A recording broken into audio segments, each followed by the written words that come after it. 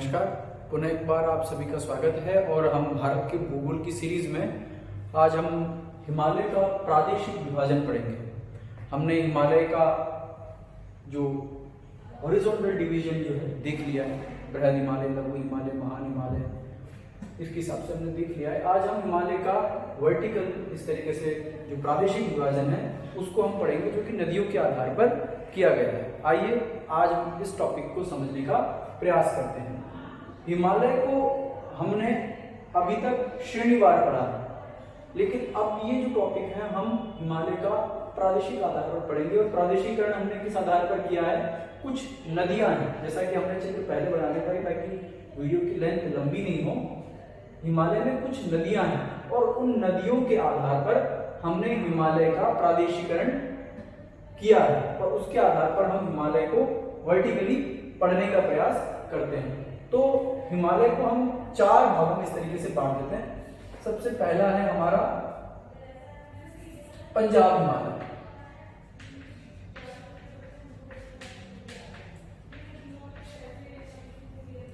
पंजाब हिमालय मुख्यतः दो नदियों के बीच में है, सिंधु और सतलज। यानी पंजाब हिमालय का विस्तार कहां से कहां तक है? सिंधु और सतलज नदियों के बीच में ये विस्तृत है। इससे रिलेटेड प्रश्न एग्जाम में कई बार पूछा गया है। रिसेंटली 2-3 साल पहले यूपीएससी में भी इससे संबंधित एक प्रश्न पूछा गया था और आपके एग्जामिनेशन पॉइंट ऑफ व्यू से ये टॉपिक महत्वपूर्ण है।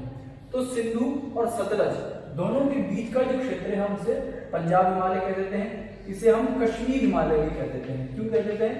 क्योंकि कश्मीर वाले हिमालय का जो भाग है, कश्मीर वाले हिमालय का जो भाग है वो इसी प्रादेशिकरण के अंतर्गत आता है।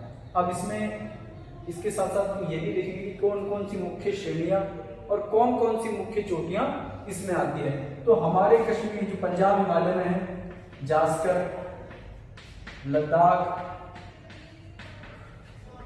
काराकोरम, धौलाधार, ये कुछ मुख्य श्रेणियां हैं जो किसके अंतर्गत आती हैं? पंजाब हिमालय। कहां से कहां तक विस्तृत है? सिंधु और सतलज के बीच। दूसरा हमारा है कुमाऊं हिमालय।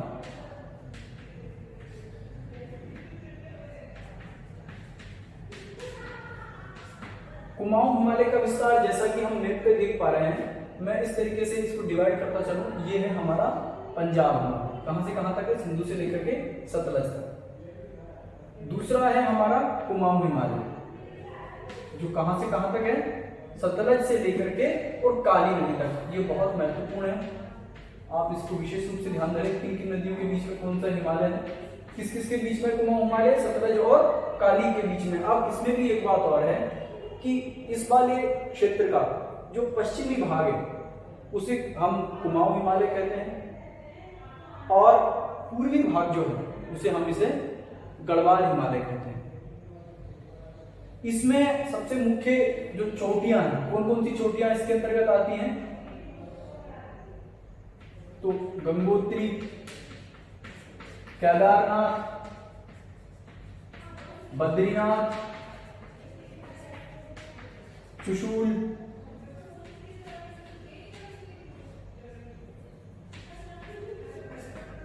ये कुछ मुख्य चोटियां हैं जो इसके अंतर्गत आती हैं।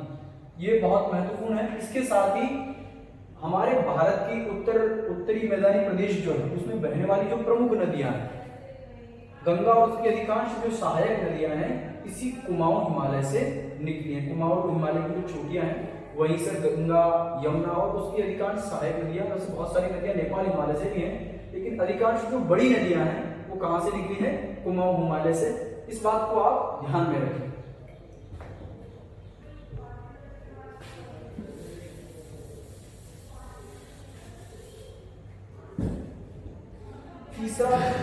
तीसरा है हमारा काली नदी से लेकर के तीस्ता नदी तक, और इसे हम कहते हैं नेपाल हिमालय।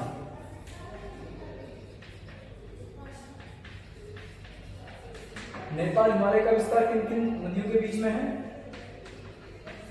काली और तीस्ता। और हिमालय की जो सर्वोच्च ऊंची चोटियां हैं ये सबसे बड़ा प्रादेशिक, लगभग 1600 किलोमीटर की लंबाई में फैला हुआ है। इसकी जो काली से लेकर के तीस्ता तक का जो रीजन है, पूरा जो नेपाल है इसके अंतर्गत आता है। इस कारण इसका नाम नेपाल हिमालय भी पड़ गया। और नेपाल हिमालय में हमारी माउंट एवरेस्ट, कंचनजंगा जो कि सिक्किम में सिचुएटेड है, कामेत, नंदा देवी,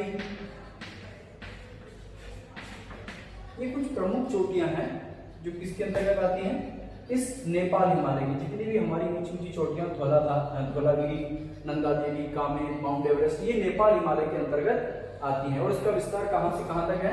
काली नदी, जिसको हम बिहार का शोक भी कहते थे क्योंकि ये बहुत बाढ़ के लिए फेमस है। और तीस्ता तक, तीस्ता ब्रह्मपुत्र की एक सहायक नदी है जो इसका कुछ भाग सिक्किम में से बहते हुए निकलता है। और तीस्ता से लेकर के ब्रह्मपुत्र तक ये हमारा चौथा पार्ट है हिमालय का, चौथा भाग, जिसे हम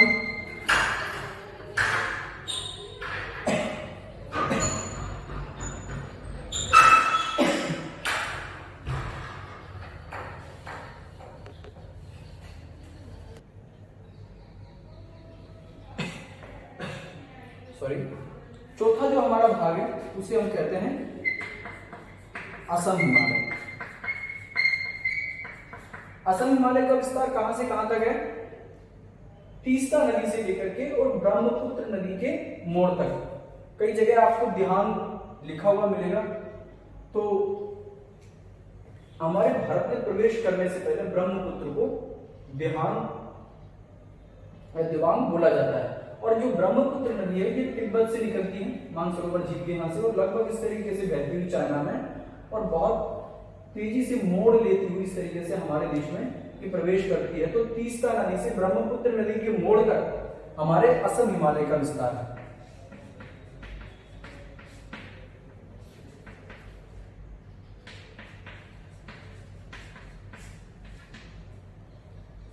इसमें कोई इतनी महत्वपूर्ण चोटियां नहीं हैं जिनके बारे में बताया जाए।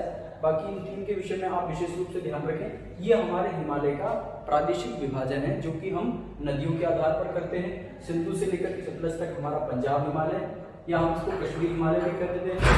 इसमें हमारी मुख्य मुख्य चोटियां जो मुख्य मुख्य श्रेणियां पीर पंजाब, धौलाधार, काराकोरम, जास्कर, लद्दाख, ये सब पंजाब हिमालय में आती है। सतलज से काली तक जो है हमारा कुमाऊं हिमालय, काली से तीस्ता तक हमारा नेपाल हिमालय, और तीस्ता से ब्रह्मपुत्र तक हमारा असम हिमालय का विस्तार है। इनमें सबसे बड़ा जो क्षेत्र है वो है पंजाब हिमालय का, क्षमा करें, नेपाल हिमालय का। अब हिमालय के उत्थान संबंधी कुछ पॉइंट्स हैं जिनको भी हम क्लियर करते हुए चलेंगे कि क्या वर्तमान में हिमालय रुक रहा है, इसके संदर्भ में कोई प्रमाण प्रस्तुत कर सकते हैं।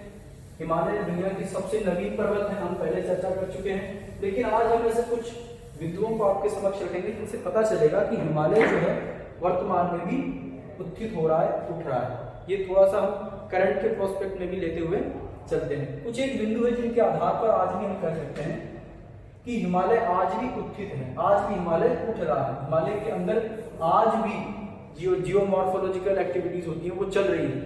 तो कुछ हिमालय में आने वाले भूकंप, आए दिन हिमालय में भूकंप छोटे मोटे हिमालय जो क्षेत्र है उसमें आते रहते हैं, और भूकंप का आना भूगर्भिक अस्थिरता की स्थिति को दर्शाता है। ये बताता है कि पृथ्वी के अंदर आज भी हिमालय जियोलॉजिकल इम्बैलेंस की स्थिति में है, वहां पर जियोलॉजिकल इक्विलिब्रियम की स्थिति नहीं आई है, यानी कि भूवैज्ञानिक सामंजस्य पृथ्वी के अंदर अभी नहीं बैठा हिमालय के नीचे, और इस कारण यहाँ पर चट्टानों की हलचल के चलते पृथ्वी के नीचे भूकंप आते हैं। इससे हम कह सकते हैं कि हमारा हिमालय आज भी अस्थिर है, आज भी ऊपर उठ रहा है।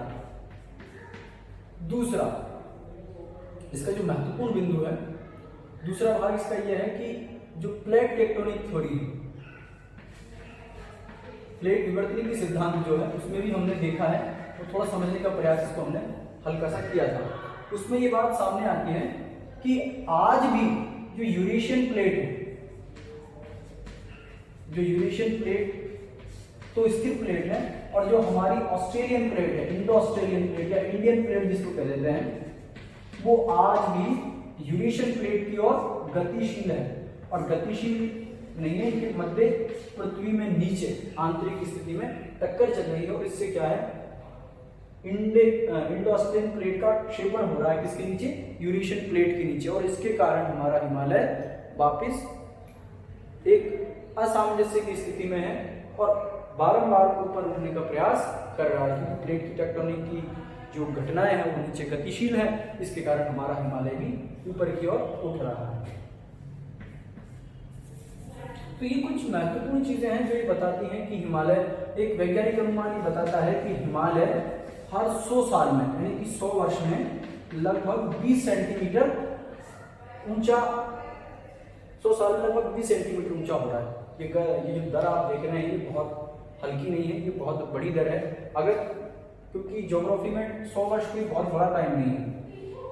चौथा जो है, तिब्बत की कुछ झीलें हैं, तिब्बत की कुछ झीलों का जो तल है, झीलों का तल क्या है, ऊंचा हो गया है, और ये हमें बताता है कि हमारा हिमालय आज भी उत्थानशील है, हमारा जो हिमालय है आज भी ऊपर की ओर उठ रहा है।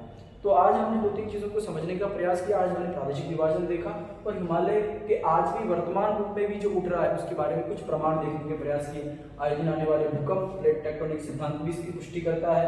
तिब्बत में झीलों का ऊपर हो जाना, झीलों के तल का ऊपर हो जाना भी हमें दिखाता है कि हमारा हिमालय आज भी ऊपर की ओर उठ रहा है।